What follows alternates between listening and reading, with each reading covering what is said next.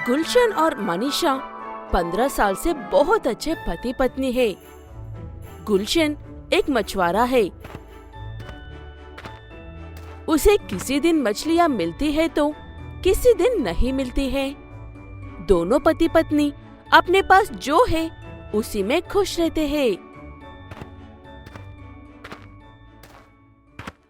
लेकिन 15 साल बाद भी उन्हें संतान ना होने की वजह से हर 2-4 दिन में एक बार रोती रहती है मनीषा।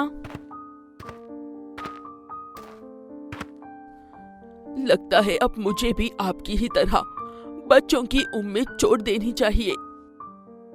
गुलशन को बच्चों की फिक्र मनीषा से ज्यादा थी, लेकिन वो अपनी भावनाओं को छुपा कर रखता था और चुपचाप काम पर चला जाता है।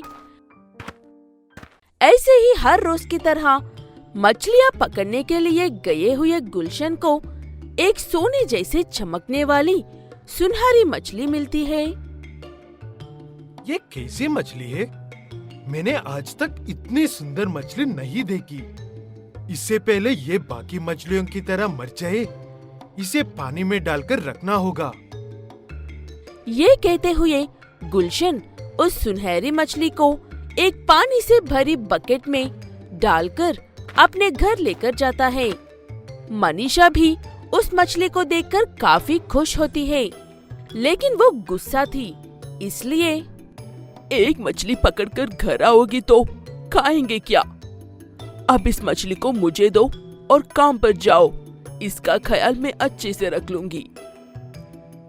ये कहकर मनीषा अपने पति को काम पर भेज देती है और खुद बाजार में जाकर अपने बचे कुछ पैसों से एक मछलियाँ रखने वाला खांच का मटका लेकर आती है और सुनहरी मछली को उसमें डालकर सुबह से शाम तक उसी के सामने बैठी रहती है। लगता है तुम सुबह से उसी के साथ बैठी हुई हो। और मैं कर भी क्या सकती हूँ? हमारे तो बच्चे ही नहीं हैं। इसके साथ तो रह लेने दो।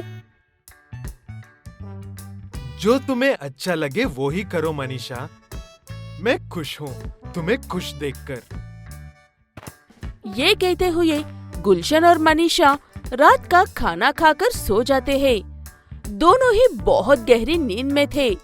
तभी उन्हें पानी के उस मछली वाले मटके से आवाज आती है, कोई मेरी मदद करो, मैं हिल नहीं पा रही हूँ, कोई तो मेरी मदद करो। वो सुनकर दोनों मछली के पास भागकर आकर देखते हैं। जितना वो पानी का मटका था, वो मछली उतनी बड़ी हो गई थी। गुलशन पहले उस मटके को ध्यान से तोड़कर मछली को एक टब में डाल देता है। उसके बाद मनीषा और गुलशन रात भर उस मछली से बात करने की कोशिश करते हैं, लेकिन वो मछली एक शब्द भी नहीं बोलती है। सुबह हो गई है मनीषा, तुम जाकर सो जाओ, मैं काम पर जाता हूँ। ये कहकर गुलशन मछलियाँ पकड़ने के लिए चला जाता है और शाम को घर लौटकर आता है। उसके लौटकर आने तक भी मनीषा उसी मछली के पास बैठी हुई थी। उसे ऐसे देखकर गुलशन को काफी दुख होता है। गुलशन काम से लौटने के बाद खुद ही खाना बनाकर मनीषा को खिलाकर और खुद भी खाता है। उसके बाद दोनों थकी हारी आंखों में नींद लेकर सो जाते हैं। उनकी आंख लग ही रही थी कि तभी उन्हें फिर से वही आवाज आती है, कोई मेरी मदद करो, मैं हिल नहीं पा रही हूँ, कोई तो मेरी मदद करो। फिर से गुलशन और मनीषा उस मछली के पास भागते हैं। आज वो मछली वो टब जितना था उतनी बड़ी हो गई थी। गुलशन झट से बाहर जाकर गायों के पानी पीने के लिए जो बड़ा सा टब होता है वो उठाकर लेकर आकर मछली को उसमें डाल देता है। इस मछली में तो कुछ तो माया है, इसीलिए हम दोनों इसकी ओर ऐसे खींचे चले आते हैं जैसे लोहा और चुंबक आते हैं। तभी उस मछली बोलने लगती है और कहती है कि उसे एक चाकू से काट कर 2 हिस्से कर दे। वो बात सुनकर गुलशन और मनीषा को बहुत बड़ा झटका लगता है, लेकिन मछली उसे काटने के लिए बहुत जोर देती है। काफी देर बाद जब वो मछली तड़पने लगती है, तब गुलशन उसकी तकलीफ कम करने के लिए उसे धीरे से काट रहा था। तभी उसे मछली के अंदर एक छोटी सी बच्ची नजर आती है। गुलशन मछली को काट कर उस बच्ची को बाहर निकाल लेता है। ये बच्ची कितनी प्यारी है। क्या ये इसी मछली की बच्ची है या बच्ची ही वो मछली है? जो भी हो, अब ये हमारी बच्ची है, हमारी अपनी संतान। जब ये बड़ी हो जाएगी तब ये खुद बताएगी कि ये कौन है। तब तक ये गुड़िया सिर्फ हमारी बेटी है। गुलशन और मनीषा को जीने की एक उम्मीद, एक बेटी मिल जाती है और वो खुशी खुशी रहने लगते हैं। एक बार की बात है, सर्दी का महीना था और हर तरफ कड़ाके की ठंड पड़ रही थी। रमन गांव से अपनी पत्नी शीला के साथ शहर आता है। अरे शीला, हम दोनों पैसे कमाने के लिए गांव से शहर तो आ गए हैं, पर यहाँ तो हमें कोई काम ही नहीं मिला। ऊपर से इतनी कड़ाके के सर्दी में रहने के लिए घर तक नहीं है हमारे पास। आजी, हमारे पास तो पैसे भी नहीं है और भूख भी बहुत लगी है। ऊपर से ये सर्दी, ऐसा लगता है कि हमारी जान लेकर रहेगी। ऐसा बोलकर दोनों सड़क के किनारे जाकर बैठ जाते हैं।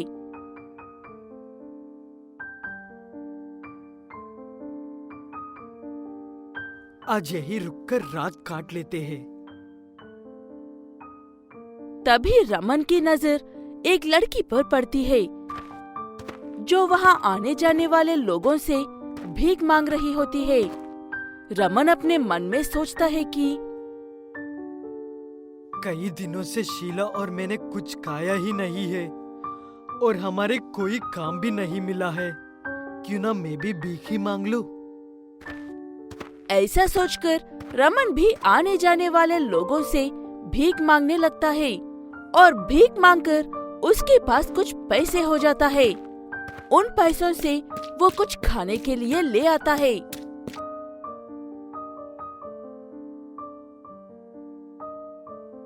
हे भगवान, कुछ भूख कम हुई। आजी, जब तक हमें कुछ काम नहीं मिल जाता तब तक पेट भरने के लिए भीख ही मांगकर काम चला लेते हैं। इसके अलावा और कोई चारा भी नहीं है हमारे पास। ऐसे ही कुछ दिन बीत जाते हैं।